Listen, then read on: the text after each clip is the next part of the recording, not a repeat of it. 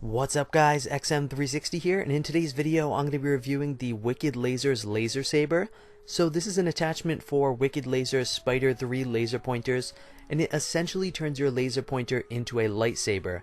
Now these went for $100 on the Wicked Lasers website, however they've been marked as out of stock for several years now, so it's a good bet to say that they have been completely discontinued. They're an extremely rare item and they often sell for upwards of $300 or $400 on eBay. They're kind of hard to get your hands on nowadays, and you do have to pay a good amount of money for them, but they are pretty neat. I definitely don't think they're worth that $300 or $400 though, and I'm going to talk about that later on in the video. But this right here is going to be the LaserSaber.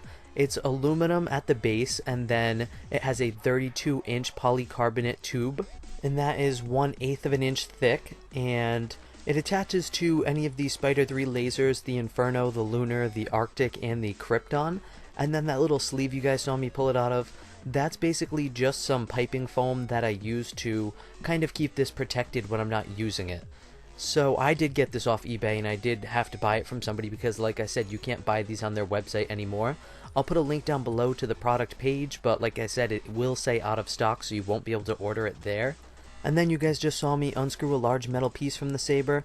That's kind of like a decorative piece. You can unscrew that if you want a lighter, more basic and kind of slim looking laser saber, but I like having that little piece on the bottom there because it matches the Arctic and Krypton lasers very well, and all the Spider 3 lasers, and it makes it look a lot better, so I usually just keep that screwed on.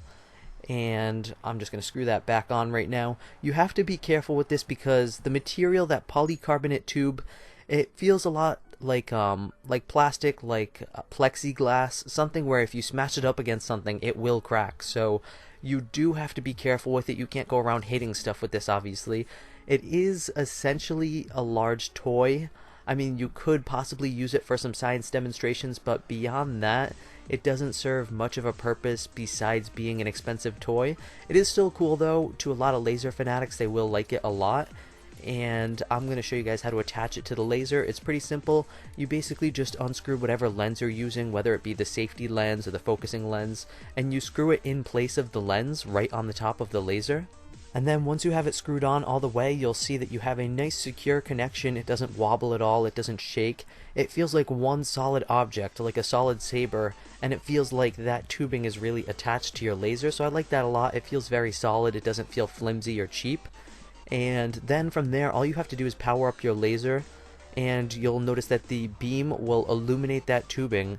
And you're not going to see it very well right now because it's daytime, but I will show you guys what it looks like at nighttime.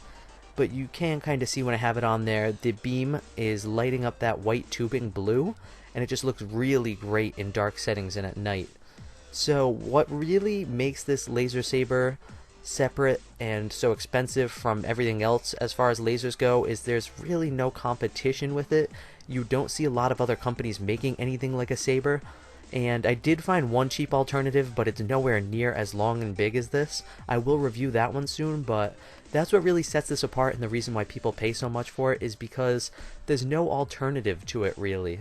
And I'm not sure if I mentioned it yet, but it has a 32-inch long polycarbonate tube that's 1/8 of an inch thick. And if you wanted to access the inside of that tube for whatever reason, you can do that on the very bottom of the LaserSaber where the laser beam enters the saber. There are two little holes.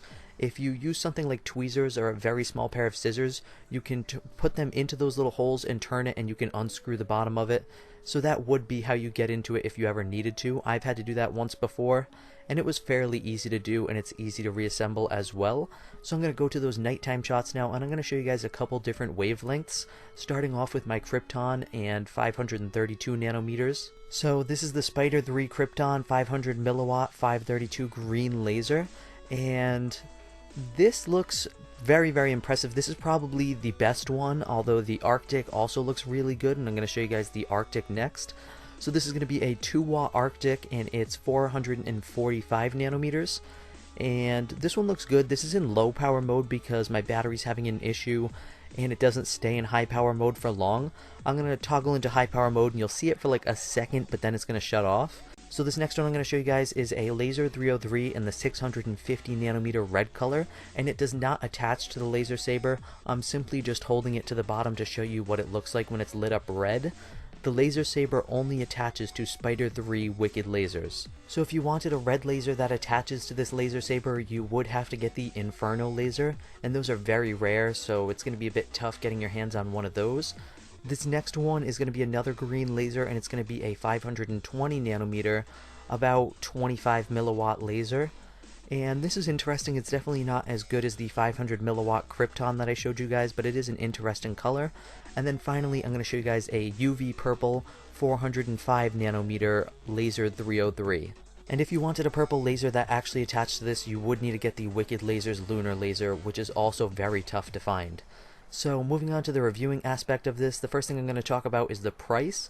This would be a very cool gadget, and for the original price that it was marked at before they discontinued it of $100, I would be tempted to pick one up and try it out, but now that they've discontinued it and the price has inflated to $300 to $400, that's just way too much to really justify buying this when it really has no purpose besides being a toy, really. And I mean, if you have some sort of science application for it, then that's great, you should get one, but besides that, I really don't see any purpose in spending that much money on this, unless you're like a Wicked Lasers collector and you want it for your collection, because it is a rare item. Now, it is very fun, it's very functional, it seems very durable, it doesn't seem like something that's going to break easily, and it's definitely one of the best sabers, if not the only saber as far as laser sabers go on the market. And I do like it a lot, but I can't justify that price. That price is just too high, and I really hope that somebody comes out with a competing one of the same size, because that price is just too high and they're too rare, and it's just too hard to get your hands on one, and it only works with the Wicked lasers. So I do like it, but I'd only give it like a 7 out of 10. It's just too expensive and it's become too rare, and quite frankly, it's just a little bit too impractical. There's not really much you can do with it besides play with it. And for that price, I mean, with lasers, they're kind of toys too. You don't really do much with them, but at least they can burn stuff and they can be used for other applications like science projects and stargazing and a bunch of other things. But with this, the only thing you can really do is wave it around and kind of show it off. So I like it, but it's definitely not practical, and it's very hard to get your hands on, and it is expensive. So I hope this review helped you guys make an informed decision if you were thinking about getting one of these. If you guys found this video helpful in any way at all, hit that like button down below, and if you're new to my channel, hit that subscribe button for more amazing laser videos just like this.